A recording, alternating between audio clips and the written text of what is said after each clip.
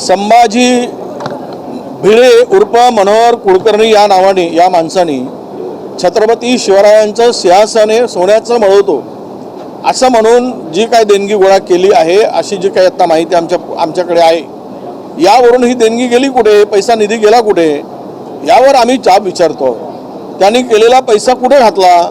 अलीकडे फॅड आला आहे, देवाच्या नावाने पैसे गोळा करा, रामाच्या नावाने तुझं धन लुटा, चंदा चोरी करा, हे सगळे जे काही आत्ता चाललं आहे की जसा प्रभू रामचंद्राच्या नावाने आलेले देणग्या याने गिळंकृत केल्यात, सोना गहाळ केला, चांदी गहाळ केली, करोडो रुपये, 1000 कोटीच्या वर पैसे यांनी गहाळ केलेत। हा आस्थेशी भावनेशी खेळ जसा केला तसं छत्रपती शिवरायांचं नाव घेऊन या माणसांनी बहुजनांना चुकीच्या दिशेने नेण्याचं काम केलं, यांच्या डोक्यामध्ये विष पेरण्याचं काम केलं। आणि या मनोहर कुलकर्णी नावाच्या माणसांनी उर्फ संभाजी भिडे यांनी गोळा केलेला पैसा हा कुठे आहे, कुठे टाकला आहे, कुठे खर्च केला आहे, हे जर आम्ही विचारतो तर गैर काय आहे? सत्य परिस्थिती पुढे आली पाहिजे। महाराजांच्या नावाने, शिवरायांच्या नावाने हा जो काही कोणी धंदा करत असेल आणि महाराजांच्या सिंहासनाच्या नावाने पैसे गोळा करत असेल तर तो कारवाईस पात्र आहे। सत्य परिस्थितीला सामोरं गेलं पाहिजे। भारतीय जनता पक्षाचे आमदार जर म्हणत असतील की नक्की काँग्रेसने उठाठेव करू नये, आता हे सत्य विचारणं, हे चंदा चोरी करणं, लूट करणं, तिजोरी लुटणं, महाराजाच्या नावाने पैसे लुटणं, हे जे काही धंदे चाललेत यावर का आम्ही बोलू नये? आणि आम्ही बोलल्यानंतर या संदर्भात त्यांची भूमिका स्पष्ट असावी। चोर चोर आहे, तो कुठल्या धर्माचा नाही, जातीचा नाही, तो कुठल्या पंथाचा नाही। जर या भावनेशी खेळून चोरी करत असेल किंवा त्या पैशाचा विनियोग दुसऱ्या कामासाठी लावत असतील तर या संदर्भात चौकशी व्हावी, एवढीच आमची मागणी आहे।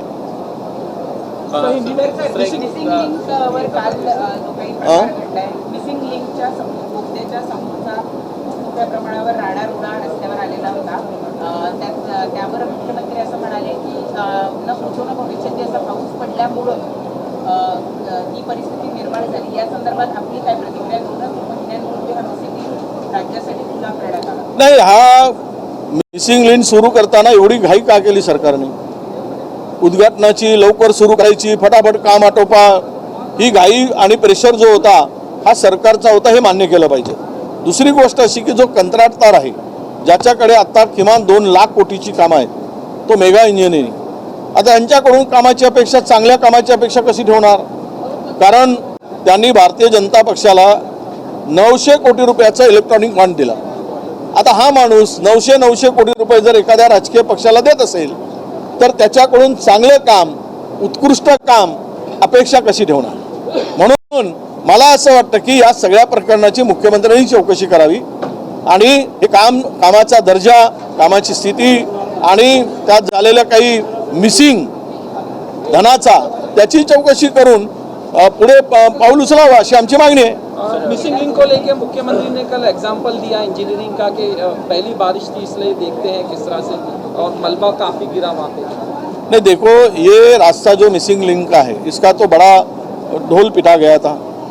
हमने सीलिंग बांधा, अभी 18 साल हो गए, कुछ नहीं हुआ।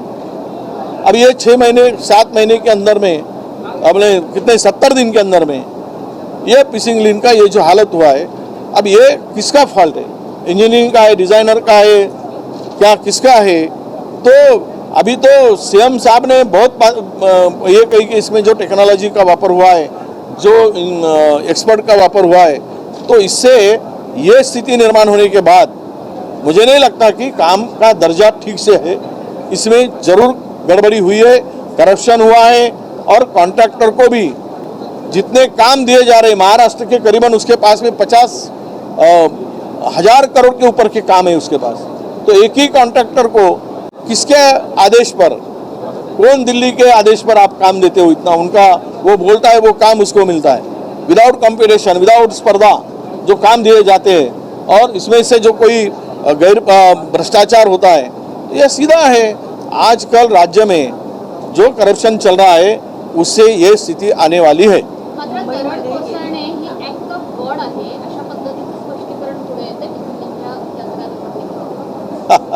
असं आहे, तो रस्ताच डोंगरातून मुळात जातो।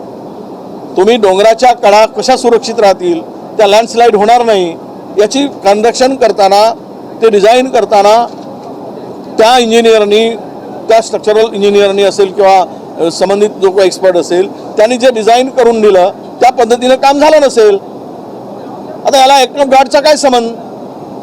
पाणी किती येऊ देत, आपण वारा किती येऊ दे, त्याला सस्टेन करणारं जे काही कन्स्ट्रक्शन आणि डिझाईन आहे ते पूर्ण जर झालं असतं तर ह्या भानगडी आज आल्या नसत्या असं मला वाटतं. डोनेशन को लेकर सर 20-25 वर्षानंतर मुंबई महानगरपालिकेमध्ये सत्ता मिळवलेल्या भाजपला मुंबई सुरक्षित राखता आली नाही का? गेल्या 2-3 दिवसामध्ये मुंबईमध्ये 10 जणांचा मृत्यू झाड पडून, इमारत पडून झालेला आहे आणि 350हून अधिक मोठी झाडं कोसळलेली आहे. एकूणच मुंबई महानगरपालिकेमध्ये सत्ता स्थापन केल्या भाजप पहिल्याच पावसात अपयशी ठरलाय का? 100%. बघा, मुंबईची सत्ता घेतली पण मुंबईची वाटही लागली. प्रशासन काळामध्ये मुंबईच्या ठेवीमध्ये घट झाली. आत्ताही हे सरकार आल्यानंतर 4,000 कोटीच्या ठेवी गोठवल्या गेल्या. ठेवीमध्ये कमी आली. हा पैसा कुठे गेला? सिमेंट रस्त्याची कामं करत असताना या झाडाच्या प्रोटेक्शनसाठी, झाडाचं वजन कमी करण्यासाठी ते रिनिंग करायला पाहिजेत, ते केलं गेलं नाही. त्याच फांद्या छाटण्याचं काम व्हायला पाहिजे. दुसरीकडे सिमेंट रस्ते झाल्यामुळे त्यांच्या रूट्सला पाणी मिळत नाही. जे रूट्स जेवढे मुळं खोलवर जाऊन त्यांना सोर्स पाहिजेत, पाण्याचा सोर्स पाहिजेत, त्याला मजबूती पाहिजेत, ते रूटशूट काही मजबूत झालेले नाही. आणि अशामुळे दर वर्षाला, काल मुख्यमंत्री महोदयांनी सांगितलं की एका वर्षाला साधारणतः 600 झाडं पडतात, 650. पण एका दिवसामध्ये मी माहिती घेतली तर 350 झाडं पडली. त्यांनी सांगितलं, आम्ही म्हणतो.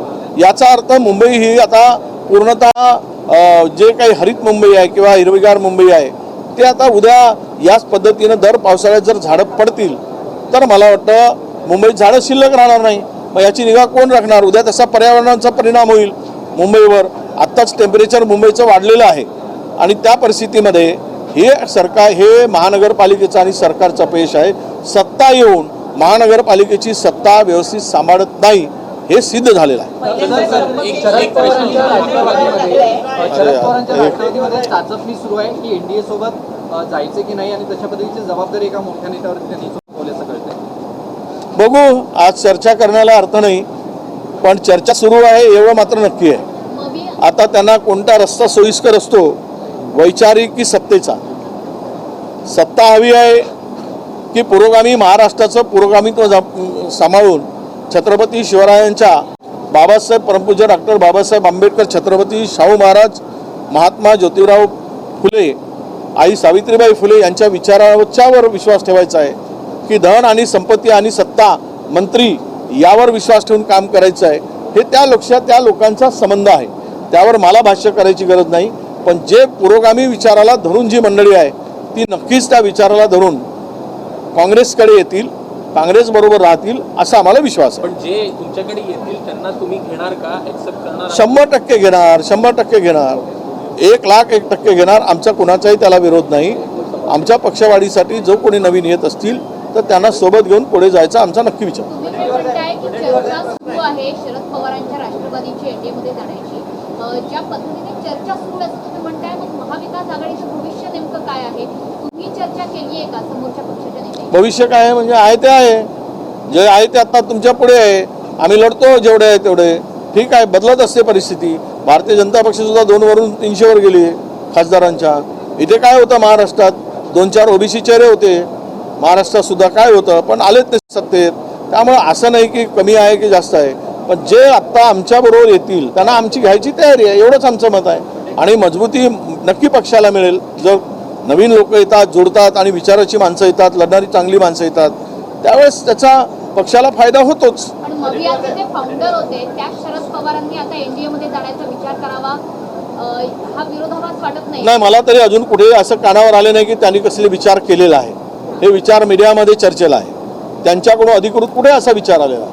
त्यामुळे एखाद्या नेत्यांच्या संदर्भात हे भाष्य करणंही चुकीचं आहे. योग्य आणि त्या संदर्भातली भूमिका येऊ द्या, मग आम्ही त्या संदर्भात आमची भूमिका मांडू. काही तुमची चर्चा झाली आहे त्यांच्यासोबत? ते दिल्लीशी चर्चा झालेली आहे काही नेत्यांशी, असं मला माहिती मिळाली. सर एक दो सवाल पण शरद पवार यांच्याशी तुम्ही चर्चा करणार आहात का? नाही, पवार साहेबांशी चर्चा त्यांच्याकडून, पवार मोठे नेते आहेत, पवार हे वयस्कर आणि सिनियर नेते आहेत, त्यांच्याकडून कसा काही संकेत आला तर आम्ही जाऊ भेटायला. त्यांच्या पक्षातले जर वरिष्ठ नेते चर्चा करत असतील तर शरद पवारांच्या संमतीशिवाय चर्चा करतायत असं नाही, त्यांनी कुणाच्या संमतीशिवाय चर्चा करण्यापेक्षा आम्हाला जर चर्चा करायची असेल तर पवारसाहेबांच्याकडून किंवा त्यांच्या कुठल्या नेत्याकडून तसा काही निरोप आला तर आम्ही भेटायला जाऊ, आम्ही विनंती करू काँग्रेसमध्ये येण्यासाठी.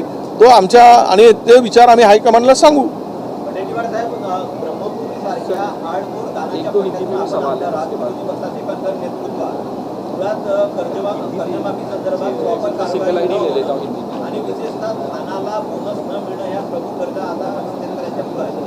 नाही, हे बोगस सरकार आहे तर बोनस काय देणार? बोगस सरकारकडून बोनसची काय अपेक्षा?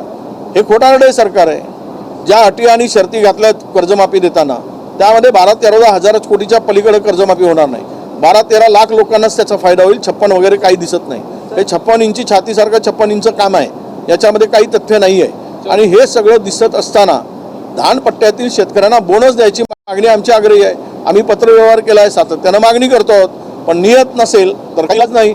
तुम्हाला लाखो करोडो रुपये इन्फ्रास्ट्रक्चरवर खर्च करायला तयार आहे आणि धान उत्पादक शेतकरी आज संकटात आहे, त्याला तुम्हाला द्यायला पैसे नाहीत, त्यांची अश्रू तुम्हाला दिसत नाहीत.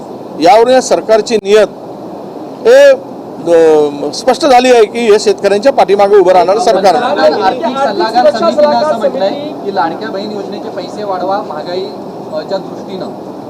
पंतप्रधान आर्थिक सल्लागार समितीनं राज्य सरकारला शिफारस केली की लाडक्या बहीण योजनेचे पैसे वाढवा, कारण ज्या पद्धतीनं महागाई आहे त्या दृष्टीने पैसे वाढले पाहिजे. हो, तर आर्थिक सल्लागार समितीनेही दिलं पाहिजे. केंद्राकडून या लाडक्या बहिणीसाठी अधिकचा पैसा त्यांनी पुरवला पाहिजे. केंद्र सरकार नाहीतरी रुपयातला 67 पैसे लुटून खातोय.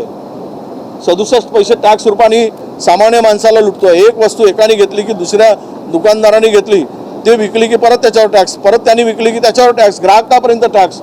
तर 67 पैसे हे तर सरकारच्या 1 रुपयातील सामान्य माणसाच्या खिशातील 67.50 पैसे, 67.5 रुपये हे 100 रुपयातील हे सरकारच्या केंद्र सरकारच्या तिजोरीत जात आहेत. तर त्यांनी या लाडक्या बहिणीसाठी अधिकचा निधी द्यावा आणि त्या निधी देऊन या सगळ्या आर्थिक संकटामध्ये मात करण्यासाठी मदत करावी. केंद्र की आर्थिक सलाहकार समिति ने प्रधानमंत्री जी ने कहा कि लाडली बहन योजना जो है फायदेमंद है, लगातार इस पे कहीं न कहीं और इसका रिव्यू होने की नहीं. पंतप्रधान को हम शुभेच्छा देते हैं. वो रेवड़ी भूल गए. पहले वो रेवड़ी रेवड़ी रेवड़ी रेवड़ी कहते थे, अब वो लाडली बहन कह रहे. तो उसके लिए उनको बधाई देना चाहिए प्राइम मिनिस्टर को कि अच्छा समझ में उनको आ गया कि लाडली बहन को पैसा देने से लाडली बहन को वोट मिलते हैं और सत्ता भी मिलती है, ये उनके समझ में आया. इसीलिए उन्होंने आज ये कहा कि ये अच्छी योजना है, इसको और बढ़ाना चाहिए. तो सेंट्रल गवर्नमेंट पैसे दे. मान तो भी आम आदमी से 100 रुपये में से 67 रुपया 50 पैसा तो टैक्स के माध्यम से वसूल कर रहा है, बार बार टैक्स लगाकर, चाहे GST हो या टैक्स हो या बार बेचने से उसके ऊपर जो टैक्स लगता है. तो लूट तो चालू है. तो क्या कहाँ जा रहा है पैसा? अदानी अंबानी के पास में देने से लाडली बहन को देने के प्रयास अगर केंद्र सरकार करता है तो आनंद है. इन्हीं के लेकिन मंत्री बार बार कहते हैं कि लाडली बहन योजना की वजह से पैसे नहीं हमारे पास बाकी इंफ्रास्ट्रक्चर प्रोजेक्ट के लिए. नहीं, देखो लाडली बहन के लिए पैसे नहीं. आर्थिक सलाहकार से केंद्र का ये कहता है, प्राइम मिनिस्टर इसको अच्छी योजना कहती है. कोई ना कोई एकमत तो होना चाहिए. बार इधर भी जाओ उधर भी जाओ, आधे मेरे पीछे आओ. वो आसरानी का जो पिक्चर था ना, शोले, हाँ, आधे उधर जाओ ना आधे उधर जाओ. तो ये कौन सी बात होगी? जो लेना है, जो करना है, जो निर्णय लेना है, लाडली बहन को नज़र के सामने रखकर. बीच में तो हमारे ऊपर ही आरोप लगाया था, हमने कहा था कि बंद करने के लिए. ऐसे तो गलत अफवाहें फैलाते हैं. तो हम तो सच कहते हैं कि लाडली बहन को और बढ़ाकर देना चाहिए. महंगाई बहुत है, सेंट्रल ने भी पैसा देना चाहिए, केंद्र राज्य सरकार ने भी पैसे बढ़ाकर देना चाहिए.